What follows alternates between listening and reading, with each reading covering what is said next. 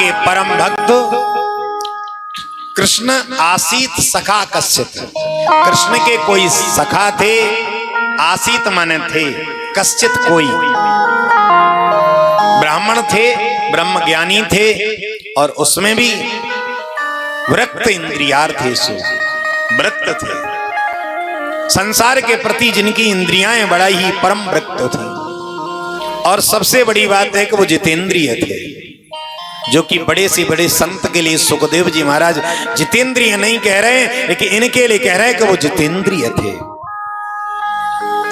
इनकी गृहस्थी है, पत्नी है, बच्चे भी हैं, लेकिन जो भी उनको कुछ मिल जाता है, या सुलोंच वृत्ति के द्वारा खेत कट जाने के बाद में जो अन्न गिर जाता है उसी को बीन करके ले आते थे, उसी के द्वारा अपना जीवन यापन चलाते थे।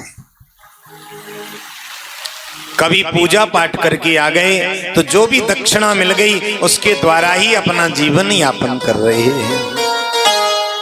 एक दिन सुदामा जी महाराज के घर में 8 दिन तक चूल्हा नहीं जला, बच्चों को भी जल पी करके रहना पड़ा। सुदामा जी तो भगवान का ध्यान करते, जल पी करके सो जाते, लेकिन एक मां खुद भूखी रह सकती है, लेकिन बच्चों को भूखा कैसे रखे, ये उससे देखा नहीं गया। मैं भूखी रह जाऊंगी, लेकिन मेरे सामने बच्चे तड़प रहे हैं, क्योंकि मां का प्रेम बच्चों के प्रति अतिशय होता है। उसने हाथ जोड़ करके कहा, ननु ब्रह्मन भगवता सखा साक्षात् श्रियापति ब्रह्मण्यश्च शरण्यश्च भगवान सात्वतर्षवा। हे नाथ, मैं आपसे ज्यादा कुछ नहीं कहती, ना कुछ मांगना चाहती हूं, लेकिन मैं जो अपने बच्चों को देख रही हूं उस देखने की स्थिति में मैं नहीं हूं, इसलिए मुझे याद आया है, आपने कभी बताया था कि आपके द्वारकाधीश मित्र हैं।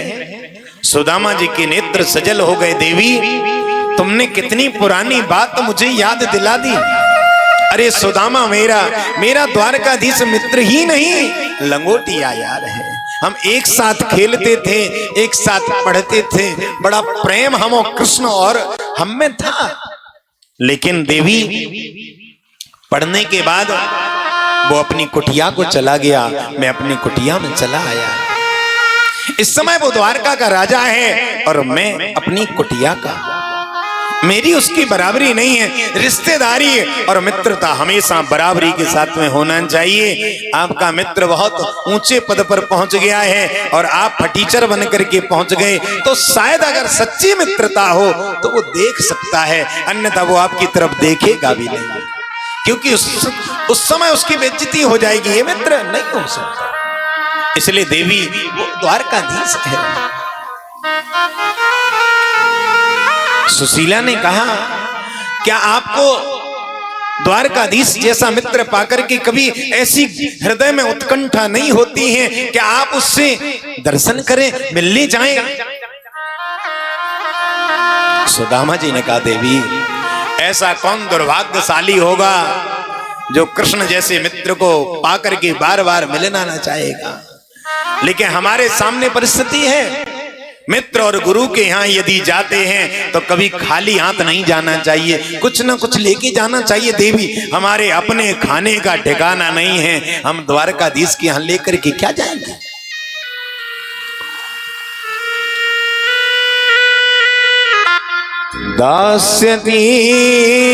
दास्यतीन्द्रवणं भूरि सीदते ते कुटुंबने। हे नाथ, अगर आप जाने के लिए तैयार हो, अगर दास स्वभाव से जाएं आप, तो मैं कुछ व्यवस्था कर दूं क्या? देवी वैसे जाने की कुछ मांगने की उत्कंठा तो नहीं है, लेकिन यदि भाव मन में है अये में ही परमो लाभो उत्तम श्लोक दर्शनम। जीवन का यही परम सौभाग्य है, उत्तम श्लोक श्री कृष्ण का दर्शन मिले। यही जीवन का विशेष लाभ है। इसलिए घर में कुछ है तो लाओ, मिलके आता हूं, मिलके आऊं। अच्छा, तो पड़ोसियों के यहां गई, एक चेलखंड में, एक रूमाल में, जो रूमाल भी 4 जगह से सिला हुआ। पड़ोसियों के यहां गई, एक पड़ोसी के यहां जाकर के 1 मुट्ठी चावल, दूसरे से दूसरे का, ऐसे 4 पड़ोसियों से 4 मुट्ठी चावल ले। या चित्वा चतुरो मुष्टिन विप्रान पृथक तंडुलान। केवल 4 मुट्ठी चावल लिए, क्योंकि वो जानती है कि मेरे पति से द्वारकाधीश पूछेंगे सुदामा जी कैसे हो, इनका एक ही जवाब मिलेगा, सत्य कहूं सखा, संसार में मेरे समान कोई सुखी दूसरा नहीं है। उनको पता तो कैसे चलेगा कि इनके घर में 1 मुट्ठी साबुत चावल भी नहीं है। जब 4 घर का चावल जब एक जगह रखेंगे तो कुछ चिकटा चावल, कुछ धान का चावल, तो उनको पता तो चलेगा कि इनके घर में 1 मुट्ठी साबुत चावल नहीं है। इस व्यवस्था को उन्होंने दे दिया। सुदामा जी ने कहा, देवी मन नहीं करता है कि तुम्हें छोड़ करके मैं कहीं जाऊं, तुम्हें जिस परिस्थिति सोची लाने का, आप जाइए, भगवान की याद करना। जी कर लेंगे। जाने लगे हैं। घनश्याम तुम्हें ढूंढने जाए कहां कहां, घनश्याम तुम्हें ढूंढने जाए कहां कहां ढूंढने जाए। कुछ कीर्तन की मंडली मिल गई, उन्हीं मंडली के बीच में मिल गए और सुदामा जी महाराज आगे उसी मंडली में कीर्तन करते हुए चले गए। अब मंडली से हटे हैं तो सामने का नदी है, लेकिन पैसा पास में है नहीं, केवट को कोई दिख नहीं रहा है, संध्याकालीन बेला है। तो सुदामा जी ने कहा, भैया कोई जाने वाला है? तुरंत एक केवट आया। हाँ हाँ चलेंगे, आइए बैठिए। क्या पार लगा दोगे? हाँ, मेरे पास ये पैसा नहीं है। हाँ हाँ कोई बात नहीं, आप बिराजिए। केवट ने पूछा, पंडित जी आप कहाँ जा रहे हैं? अरे वो द्वारकाधीश है ना, अपने खास मित्र हैं। ओहो, आपके मित्र और आपकी ये हालत? सुदामा जी ने कहा, भैया मेरा मित्र ये कबू ना देखे कि तुम्हारे वस्त्र कैसे हैं, तुमने वस्त्र फटे पहने हैं या अच्छे पहने हैं, वो अलंकरण कबू ना देखे। वो तो ये देखे कि मेरे भक्त का भाव कैसा है। केवट ने कहा, दुनिया बदल गई लेकिन सुदामा जी नहीं बदले, सुदामा जी नहीं बदले। पार लगा दिया। चलते चलते सुदामा जी ने पूछा, ये केवट इतना बताओ कि यहां से द्वारकापुरी कितनी दूर है? बोले महाराज ज्यादा दूर तो नहीं है, लेकिन आपकी स्थिति को लेकर के जो मैंने परिस्थिति पर पहुंचा हूं उससे ऐसा लगता है कि महाराज आपको 1 महीना और लग जाएगा। सुदामा जी ने कहा, अरे द्वारकाधीश, हमें तुमसे कोई बेटा बेटी नहीं मांगनी थी, एक आस मिलने के लिए आया था। इतनी दूर चल कर के भी 1 महीना और लग जाएगा? हमारी सामर्थ्य नहीं है, हम तो यहीं पर सो रहे हैं, नदी के तट पर सो गए हैं। भगवान ने योग माया को आदेश दिया है, सुदामा को मेरे निकट में सुला दो। और भाव सुदामा जी का क्या है कि भूख लग रही है, भूख लगती है प्यास लगती है जिंदगी अब उदास लगती है। कैसे आऊं मैं द्वारका तेरी आस भी अब उदास लगती है। सो गए। योग माया को आदेश दिया, द्वारका के निकट सुला दिया। सोए थे नदी के तट पर और जागे हैं द्वारकापुरी में। देखने लगे मैं कहीं सपना तो नहीं देख रहा, ये सब क्या है, मैं सपना तो नहीं देख रहा। लोगों से पूछा भैया हम सपना तो नहीं देख रहे हैं क्या? नहीं नहीं आप ठीक हैं, नहीं हम जाग रहे हैं। हाँ हाँ जाग रहे हैं। ये कौन सा नगर है? ये द्वारकापुरी। ये वही कृष्ण की द्वारका है? नहीं है तो कृष्ण की, लेकिन आप नाम गलत ले रहे हैं। फिर क्या लेना होता है? यदकुल कमल दिवाकर श्री कृष्ण चंद्र जी महाराज, ये नाम उनका सम्मान से दिल्ली जी है, आप ऐसे नहीं लिया जाता। अच्छा दरवाजा कौन सा है? बोले सब दरवाजे उन्हीं के हैं, लेकिन सामने चले जाओ मुख्य दरवाजे पर। अच्छा ठीक है। सुदामा जी सामने वाले दरवाजे पर पहुंच गए। जैसे ही सामने वाले दरवाजे पर पहुंच करके कहा द्वारपालों से, अरे आप लोगों से एक निवेदन ये है कि हम द्वारकाधीश के दर्शन करने आए हैं। आप ये मत समझना हमारे फटे वस्त्रों को देख करके मैं कुछ ऐसी भीख मांगने आया, मैं केवल दर्शन करूंगा 5 मिनट और मिलके चला जाऊंगा। द्वारपालों ने हाथ जोड़ करके कहा विनम्र भाव से, हे नाथ हमारे प्रभु के भक्त, हमारे प्रभु के चाहने वाले तो आप जैसे ही लोग होते हैं। हमारे प्रभु की तरफ से आप जैसे साधु ब्राह्मणों के लिए किसी भी प्रकार की रोक टोक नहीं है, लेकिन एक दरबार की मर्यादा है, इसलिए सिर्फ हाथ जोड़ करके प्रार्थना यही है, प्रभु का जरा सा आदेश ले लें आप, इसके बाद पधारें। ठीक है। द्वारपाल गया है और द्वारपाल ने जाकर के कहा प्रभु, बोले हाँ बताओ क्या बात है। तो द्वारपाल ने कहा शीस पगान जगा तन पे प्रभु जाने को आए बसो कहीं गाँव। धोती लटी सी फटी दुपटी पाए ओ पायन की नहीं सामा।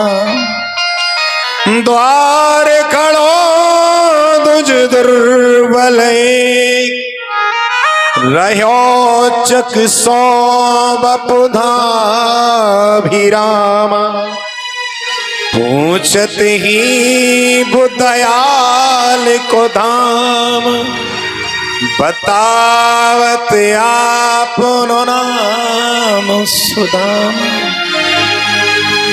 जैसे ही प्रभु ने सुदामा का नाम सुना है बड़े गदगद हो गए। ये भूल गए कि हम द्वारकाधीश हैं, अपने सिंहासन से उछल गए हैं। मोर पंख का जो मुकुट था वो कहीं गिर गया, राज मुकुट की पिछवाई कहीं पर गिर गई, पादुका कहीं निकल गई है। मेरा सुदामा आ गया, मेरा सुदामा आ गया। ऐसे भगवान द्वारकाधीश हो गए हैं भाव विभोर। ऐसा लग रहा है कि द्वारकाधीश है ही नहीं है।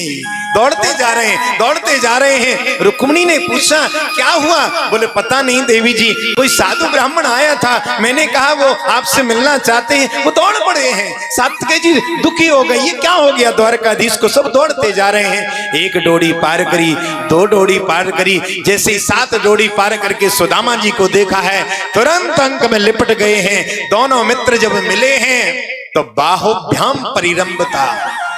भगवान द्वारकाधीश सुदामा को देख करके लिपट करके बालकों की भांति हिलकियां भर करके रोते हैं और गले से लगाते हैं। बोले भक्त वत्सल भगवान जय हो। सुदामा जी को अपने सभा में लेकर के आई, जो सुधर्मा सभा है, और अपने स्वयं सिंहासन पर सुदामा को आरूढ़ कर दिया है और स्वयं चरणों में बैठ गए हैं। सुदामा जी ने कहने लगे लाला तू हमारे चरणन में काई को बैठे, मैं यहाँ लायक नहीं हूं। तो भगवान ने कहा जो कुछ भी मैं आज हूं आप जैसे ब्राह्मणों की कृपा प्रसाद से ही मैं इस द्वारका की गद्दी पर बैठा हूं।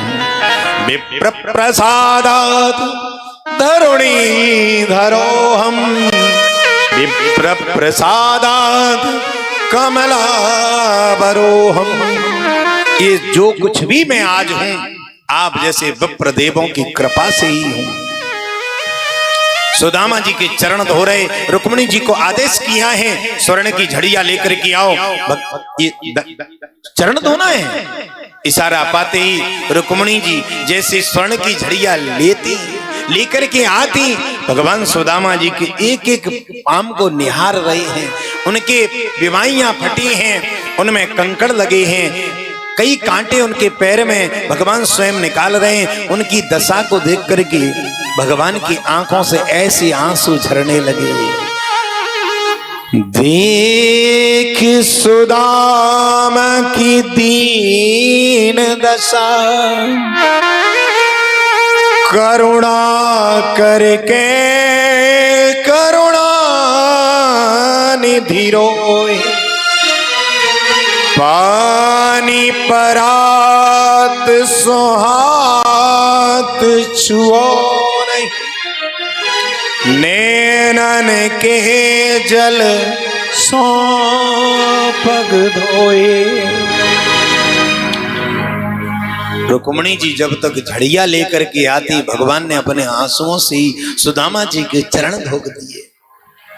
इसके बाद उनके स्वर्ण की झलिया से चरण धोए और उनके चरणों तक को भगवान ने स्वयं लिया है और पूरे नगर में द्वारका में सिंचित करने का आदेश दिया। ये पूरे द्वारका नगर में इससे सिंचित करिए। सुदामा जी ने कहा, लाला हम मित्र हैं, तू काहे को रोवे?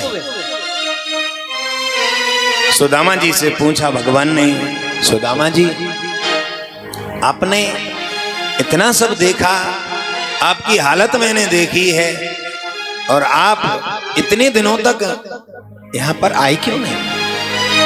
सुदामा जी हंस करके बोले, लाला बस तुम्हारी याद कर लूं और याद करके बस तुम्हें याद करके बस तुम्हारा दर्शन हो जाता था, नहीं आना चाहिए था तो आए नहीं हंसते। सुदामा जी को स्नान किया गया।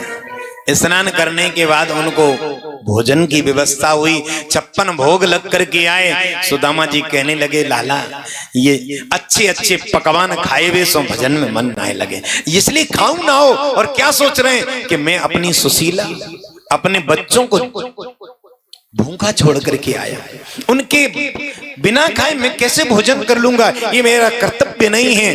भगवान ने कहा, सुदामा जी ये मेरा कृपा प्रसाद त्याग करके पाओगे, कभी बुद्धि विकृत नहीं होगी। आप पाइए। बोले, लाला हम दोनों एक साथ पामे? हाँ हाँ लाओ। 2 थाल लग करके आए। स्वयं प्रभु और सुदामा जी ने भोजन किया है। भोजन करने के बाद सुदामा जी ने स्नान किया, भोजन किया। एक ही दिन, इतने दिनों से पैदल चल करके आए, एक दिन से ज्यादा रुकना उचित नहीं समझा। पत्नी है, बच्चे हैं, लेकिन वो दुखी हो रहे हैं। हम सुख की सैया पर कैसे सोएंगे? नहीं सोना चाहते। कृष्ण की जो पत्नियां थीं, जो कई धनाढ्य घराने की रानियां थीं, सुदामा जी को आई तो आकर के प्रणाम करती हैं। भगवान ने वार्तालाप की,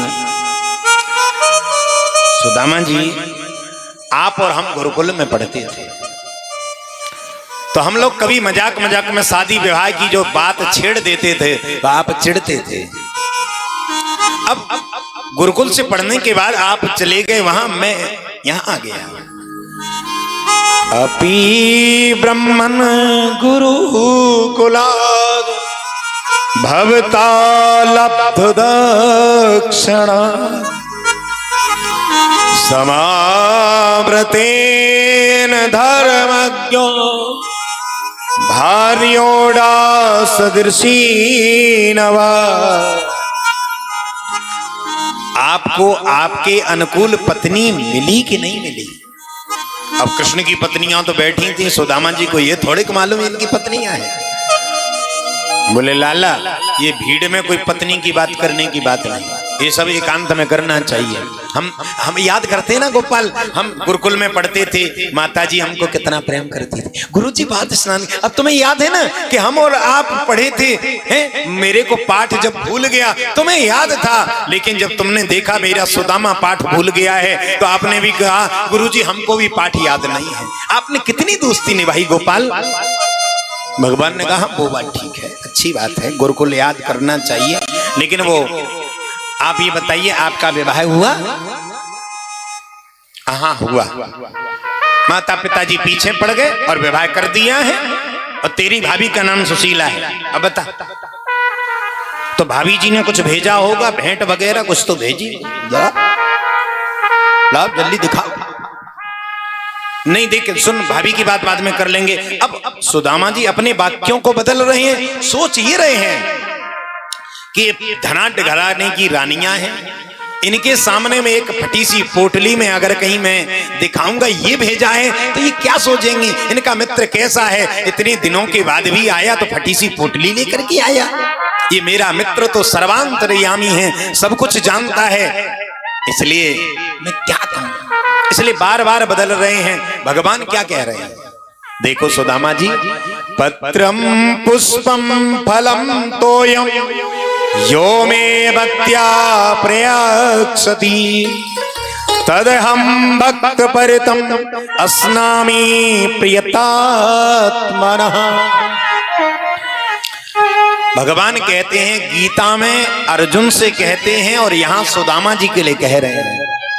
भगवान कह रहे पत्रम, तुम्हें जैसा पत्र मिलता हो, भगवान ने किसी पत्र का नाम नहीं लिया, तुम्हें पत्र जो सुलभ सरल तरीके से मिल जाए मुझे चढ़ा दो, मैं प्रसन्न हो जाता हूं। पत्रम पुष्पम, भगवान ने ये कभी नहीं कहा तुम गुलाब का फूल चढ़ाओ, भगवान ने कहा जो फूल तुम्हें सुलभ तरीके से मिल जाए मुझे चढ़ा दो, मैं प्रसन्न हो जाता हूं। पत्रम पुष्पम फलम, फल कोई जरूरी नहीं कि पूजा में 5 ही प्रकार के होते हैं। कई लोगों के मन में भ्रांति है सब पूजा हो रही तो 5 प्रकार के फल होना चाहिए, बिल्कुल गलत। भगवान कहते फलम, जो फल तुम्हें सरल तरीके से मिल जाए उसको तुम चढ़ाओ, लेकिन उसमें प्रेम का होना जरूरी है। तोयम, तुम्हें जैसा जल मिल जाए, चाहे गंगा जल चढ़ाओ, चाहे जमुना जल चढ़ाओ, चाहे हैंडपंप का जल चढ़ाओ, चाहे तुम कुएं का जल चढ़ाओ, जैसा तुम्हें सुलभ तरीके से मिल जाए तुम चढ़ा दो, मैं प्रसन्न हो जाता हूं। भाव बिन कुछ भी वो देता मैं कभी लेता नहीं, भाव से एक पत्र भी दे तो मुझे स्वीकार है, अन्न धन और वस्त्र भूषण कुछ न मुझको चाहिए, और आप हो जाए मगर यही मेरा सत्कार है। आप प्रेम भाव से आप हमारा सम्मान करें, यही तो मेरा सम्मान है। आपने अपमान पूर्वक किसी को अन्न दिया, धन दिया, वो शोभा नहीं देता है। किसी का आपने सम्मान भाव पूर्वक अगर सम्मान किया है तो वो हृदय से गदगद होकर के, हृदय की अंतरात्मा में जो भगवान बैठे हैं वो आशीर्वाद देते हैं, गदगद देते हैं कि तुम्हारा मनोरथ सिद्ध हो, तुम्हारा मनोरथ सिद्ध हो।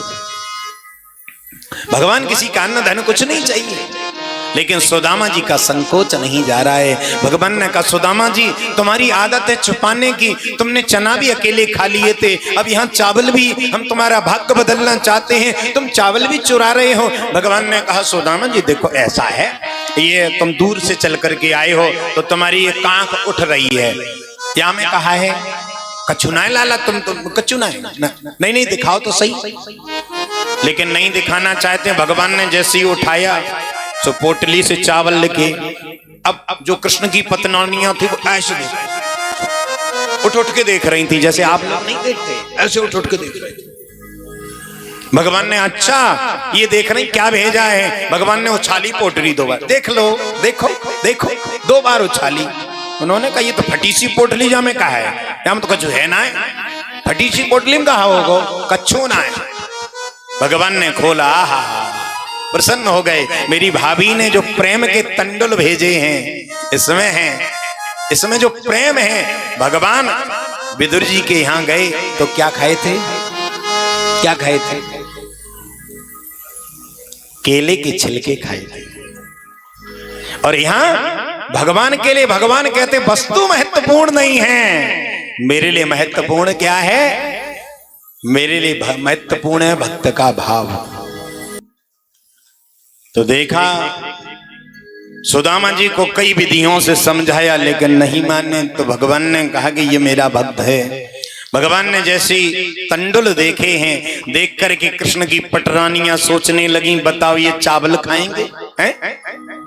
तो भगवान ने ऐसी मुट्ठी भरी है पहली, और भर करके जैसे ही मुख में डाला है और कहा एक लोक की संपत्ति का जो सुख है मैं श्री सुदामा जी के नाम करता हूं।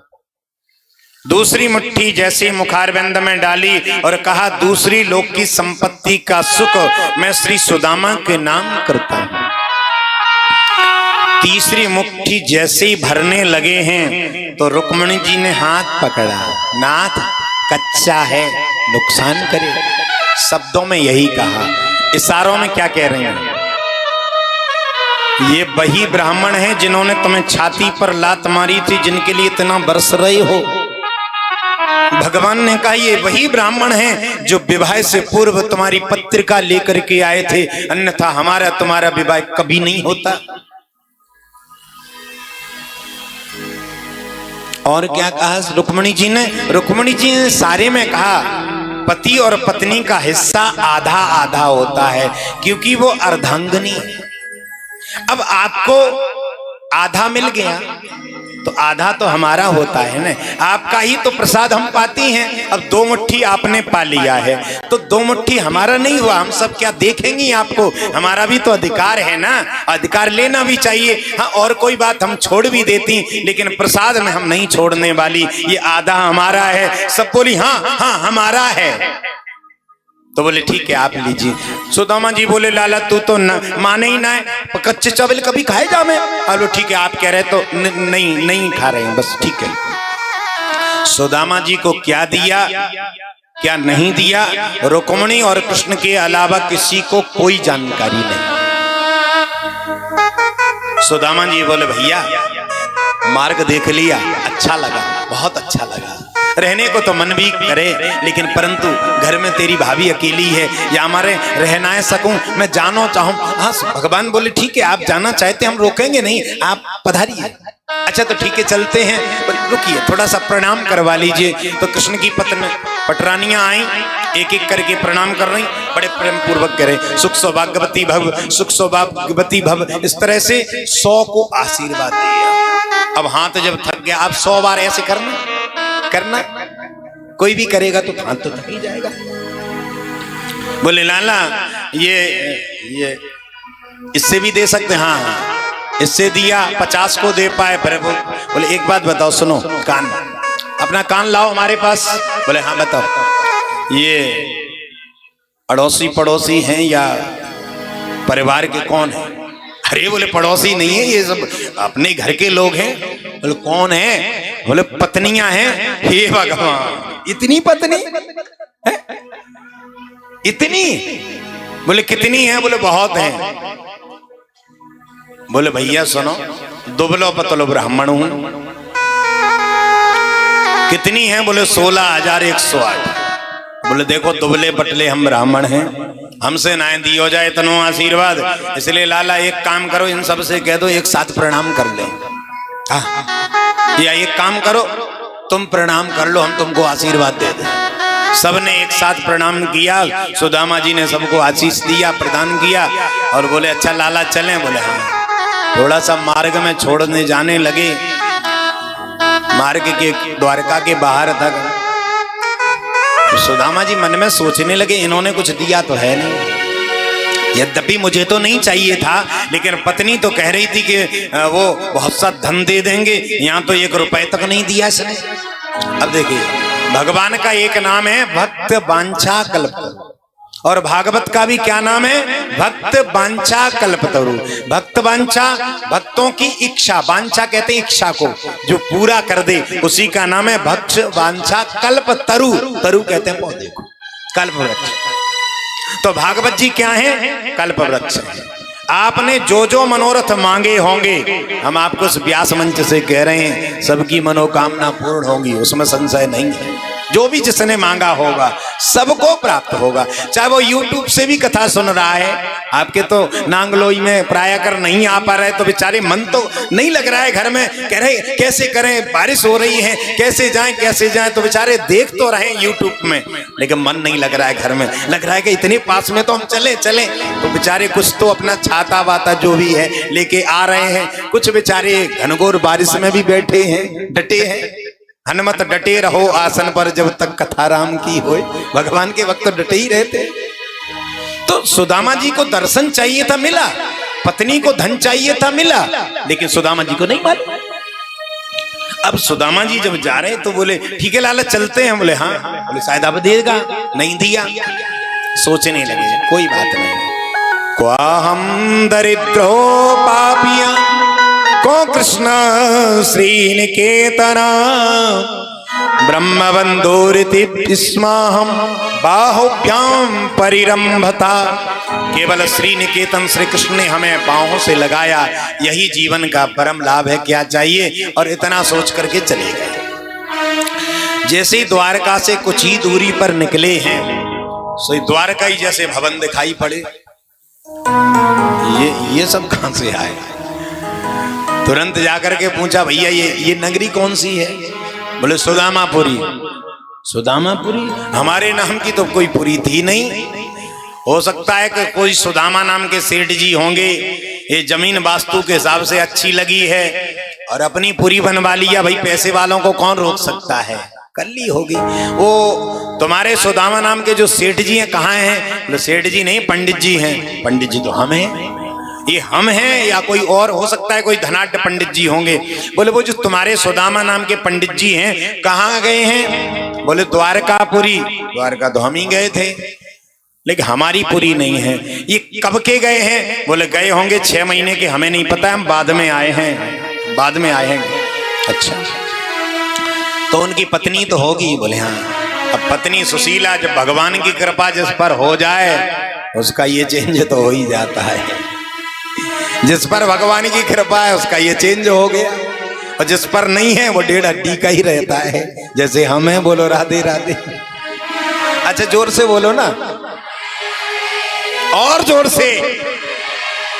ये बात है, ये आपकी आवाज यहां तक नहीं है, बहुत दूर तक जा रही है।